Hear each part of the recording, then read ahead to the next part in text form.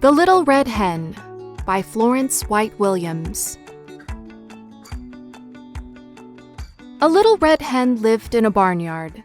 She spent almost all of her time walking about the barnyard in her pickety-peckety fashion, scratching everywhere for worms.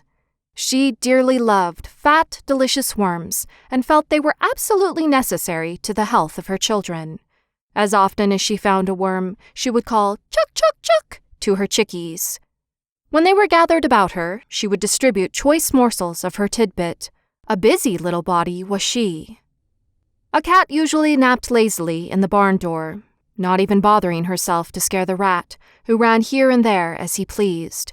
And as for the pig who lived in the sty, he did not care what happened, so long as he could eat and grow fat. One day, the little red hen found a seed.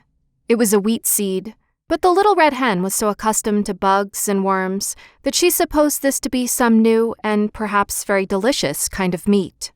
She bit it gently and found that it resembled a worm in no way whatsoever as to taste, although because it was long and slender, a little red hen might easily be fooled by its appearance.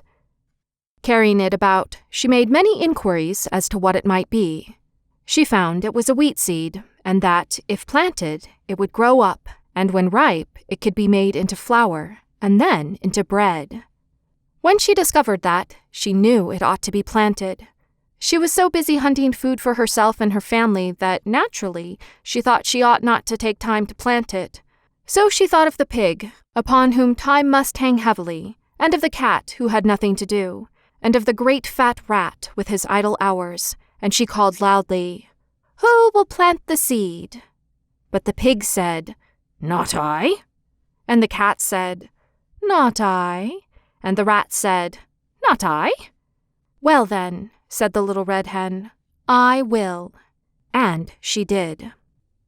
Then she went on with her daily duties through the long summer days, scratching for worms and feeding her chicks, while the pig grew fat, and the cat grew fat, and the rat grew fat, and the wheat grew tall and ready for harvest.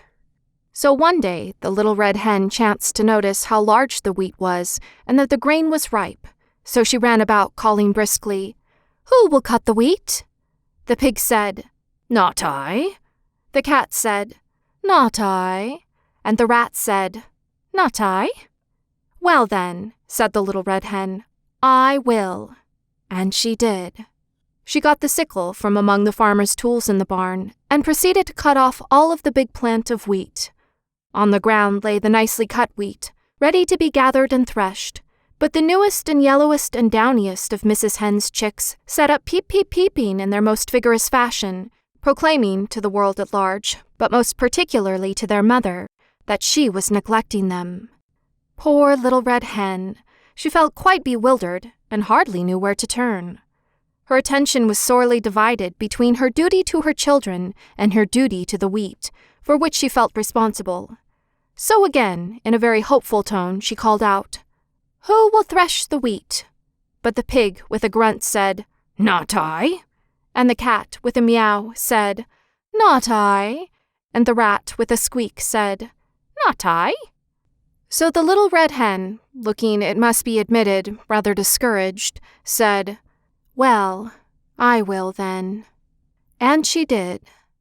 Of course, she had to feed her babies first, though, and when she had gotten them all to sleep for their afternoon nap, she went out and threshed the wheat. Then she called out, "Who will carry the wheat to the mill to be ground?" Turning their backs with snippy glee, the pig said, "Not I." And the cat said, "Not I." And the rat said, "Not I."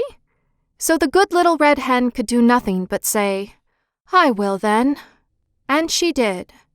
Carrying the sack of wheat, she trudged off to the distant mill. There she ordered the wheat ground into beautiful white flour. When the miller brought her the flour, she walked slowly back all the way to her own barnyard in her pickety-peckety fashion. She even managed, in spite of her load, to catch a nice juicy worm now and then, and had one left for the babies when she reached them. Those cunning little fluff balls were so glad to see their mother. For the first time, they really appreciated her.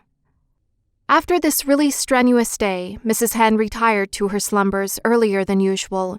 Indeed, before the colors came into the sky to herald the setting of the sun, her usual bedtime hour.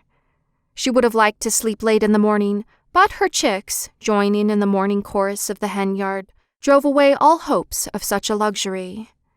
Even as she sleepily half-opened one eye, the thought came to her that today the wheat must somehow be made into bread.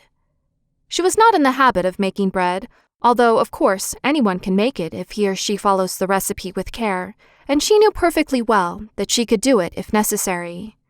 So after her children were fed and made sweet and fresh for the day, she hunted up the pig, the cat, and the rat. Still confident that they would surely help her some day, she sang out, "Who will make the bread?" Alas for the little red hen!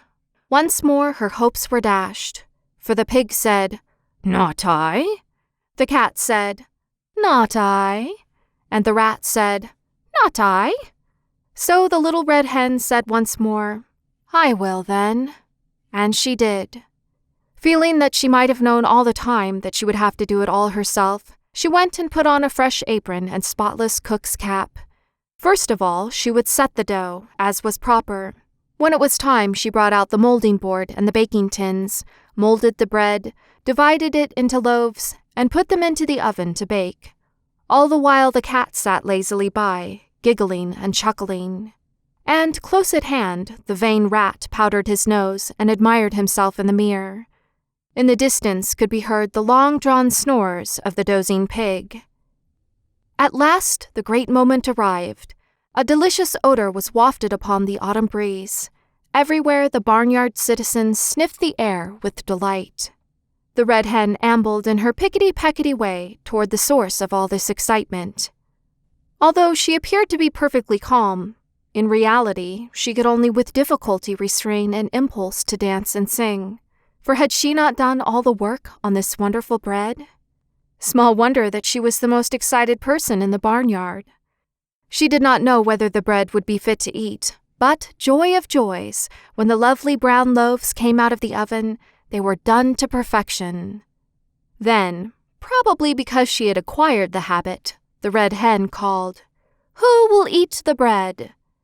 All the animals in the barnyard were watching hungrily and smacking their lips in anticipation, and the pig said, "I will." The cat said, "I will." The rat said, "I will." But the little red hen said, "No, you won't. I will." And she did.